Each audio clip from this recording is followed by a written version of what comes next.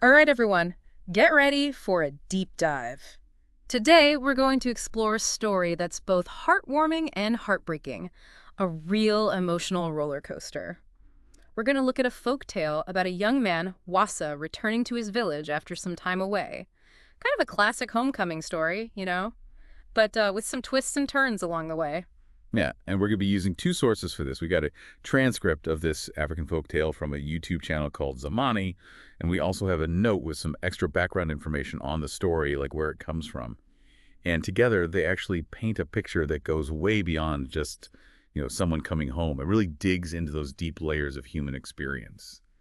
Joy and sorrow, abundance and scarcity, resilience and vulnerability. It's funny you should mention that because the story sets up this contrast right from the beginning.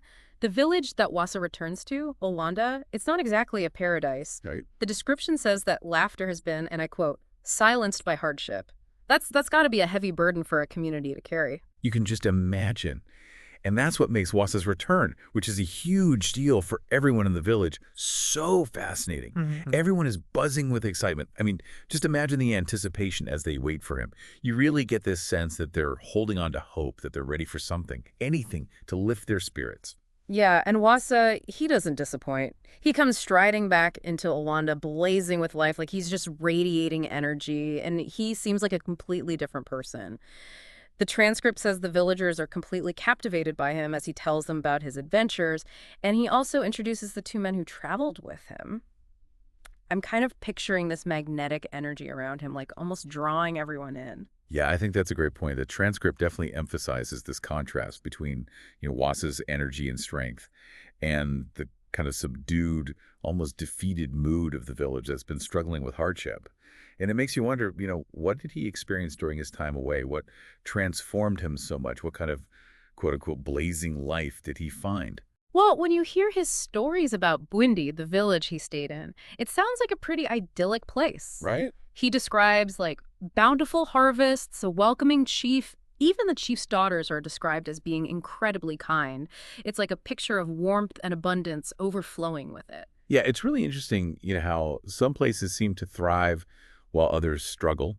Mm. Sometimes they're even relatively close to each other. Wasa even says that the crops in Bwindi seem to, and I'm quoting again here, dance with joy under the sun's caress. Wow, what imagery. Yeah. And Right. compare that to the silence and hardship in Olwanda. Yeah. You can really feel the difference between the two villages. It makes you wonder, if everyone hearing these stories is thinking, man, I wish I was in Burundi. But here's the thing, even after experiencing all this abundance, Wasa's heart is clearly still in Olwanda. And when he's finally reunited with his parents, they share this simple meal together.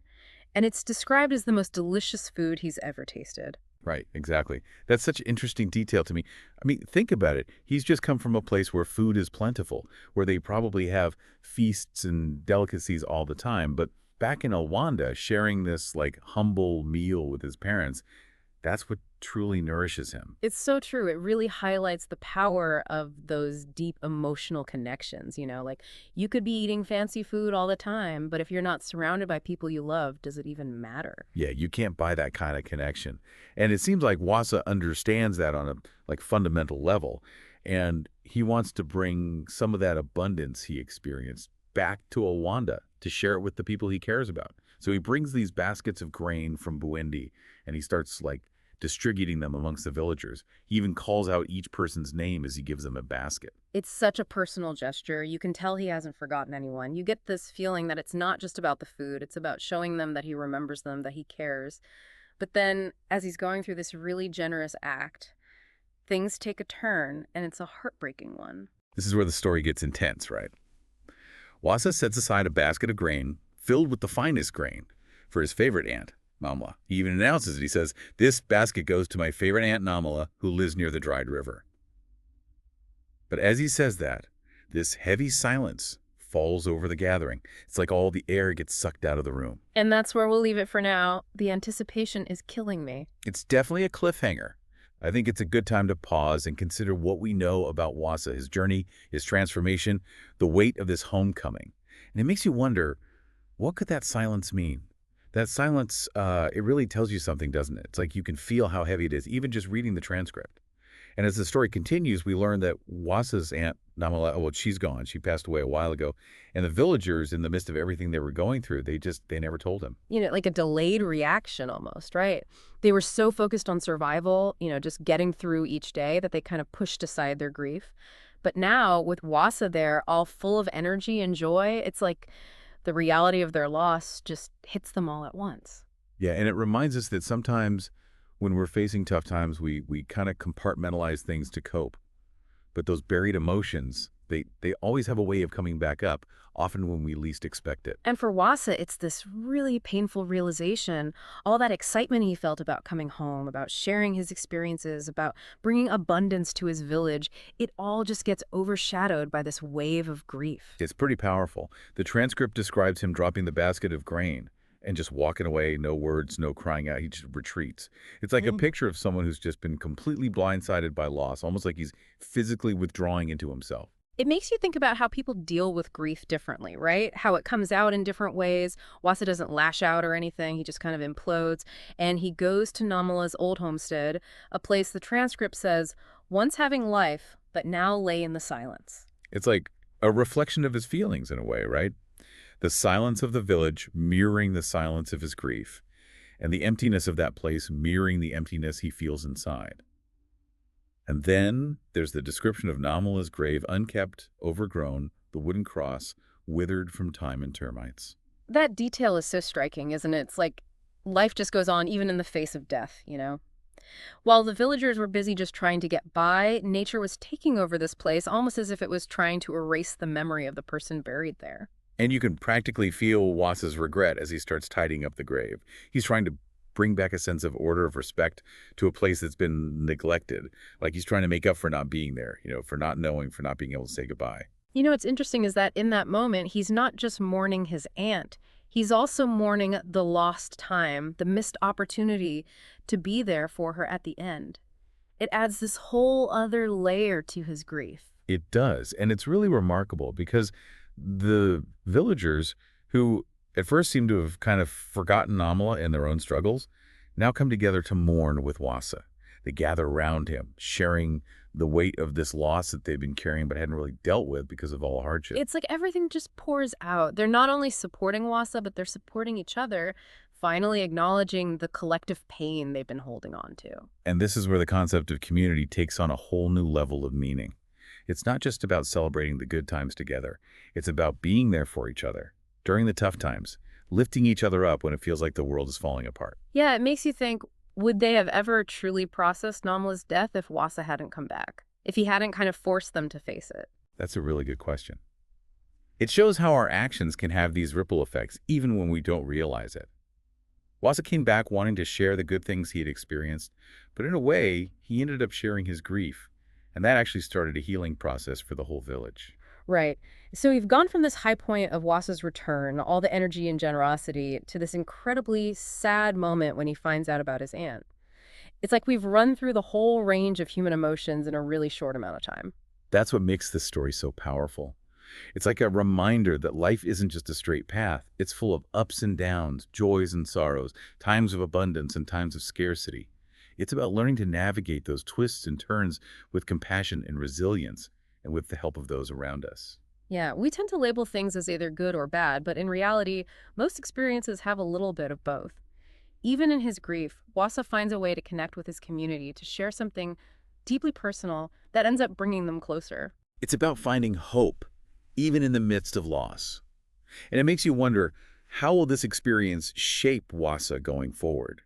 Will he withdraw back into himself, burdened by his grief?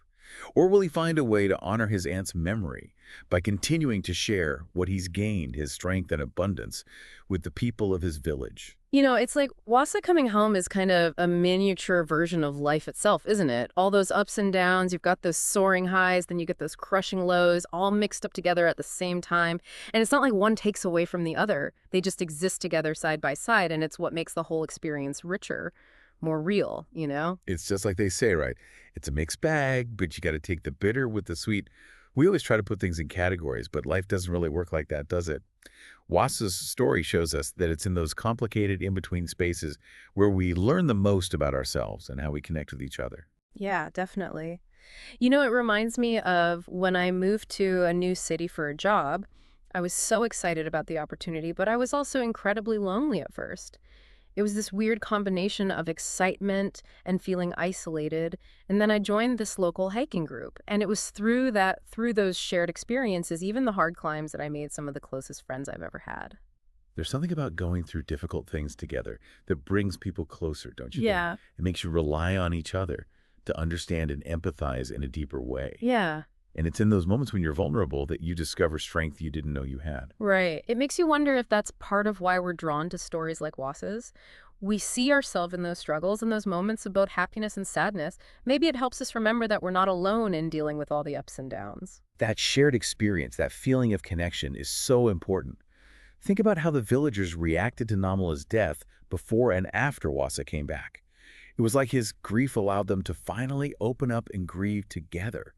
It created this space for them to heal that wouldn't have been there otherwise. It's true. Sometimes the best thing you can do is just be there for someone, to acknowledge their pain and support them without judging or expecting anything in return. And maybe that's one of the most important lessons we can take from Wasa's story. It's not about trying to find easy answers or avoiding difficult feelings. It's about accepting the whole range of human experiences and understanding that those seemingly opposite emotions like joy and sadness, abundance and scarcity, strength and vulnerability are actually all connected. Yeah, it's about finding that balance, accepting that life isn't always going to be perfect. There will be tough times, there will be loss. But even in those really hard times, there's always a chance for growth, for connection, for something good to come out of it. And sometimes it takes someone like Wasa, who's been through tough times and come out stronger, to show us the way. His willingness to be vulnerable, to share his grief with everyone, opened the door for healing to happen in the whole community. It shows how our personal experiences, no matter how private they may feel, can have a profound impact on the people around us.